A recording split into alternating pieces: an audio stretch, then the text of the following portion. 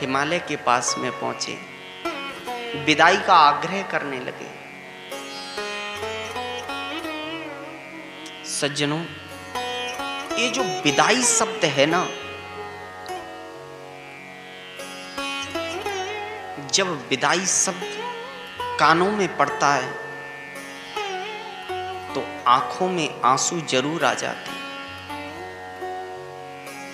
चाहे वो किसी स्कूल से मास्टर की विदाई हो, चाहे वो किसी बेटी की विदाई हो घर से, और चाहे किसी की दुनिया से विदाई हो, जब विदाई शब्द कानों में पड़ता है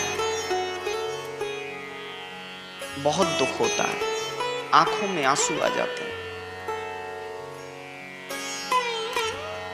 मैंने ऐसे देखे हैं, किसी का यदि बेटा खत्म हो जाए वो बाप नहीं रोता है, लेकिन जब बेटी की शादी होती है तो बाप फपक फपक के रोता है।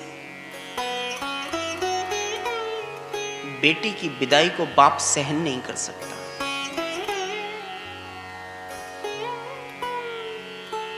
एक बिटिया घर में जब जवान हो गई, पिता को चिंता हुई बेटी की अब शादी कर दी जाए। शहर गया, शादी का जोड़ा लिया, मिठाइयां ली, सब सामान लिया, मेरी बेटी की शादी होने वाली है। और जैसे ही गांव में आकर के देखा तो क्या देखता है कि अचानक बेटी की मृत्यु हो गई।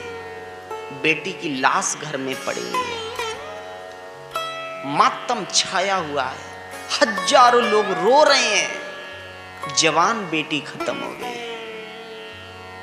बूढ़ा बाप बहुत रोया, बहुत रोया। और जब जब उसे बेटी की याद आती थी तब तब रोता था, बहुत रोता था, बहुत रोता था। जब वो बाप बूढ़ा हो गया, उसकी आंखों से कम दिखने लगा, फिर भी उसने रोना नहीं छोड़ा, बहुत रोता था। एक दिन रात में सो रहा था, उसकी बेटी सपने में आई। बेटी के साथ में 2 लड़कियां और खड़ी थी। बेटी के हाथ में दीपक था और उन 2 लड़कियों के हाथ में भी दीपक था। कमाल की बात यह कि जो 2 लड़कियों के हाथ में दीपक है वो जल रहा था, और जो अपनी बेटी के हाथ में दीपक है वो बुझा हुआ था, बुझा हुआ था। पिता ने पूछ लिया, बेटा इन बेटियों के हाथ में दीपक जल रहा है, तेरे हाथ में दीपक बुझा हुआ क्यों है? बेटी रोने लगी और रो रो करके बोली, पिताजी तुम इतना रोते हो, इतना रोते हो, इतना रोते हो कि तुम्हारे जो आंसू है ना वो ऊपर आकर के मेरे दीपक को बुझा जाते हैं। इसलिए पिताजी तुम रोया मत करो। बेटी जब घर से जाती है बहुत दुख होता है। माँ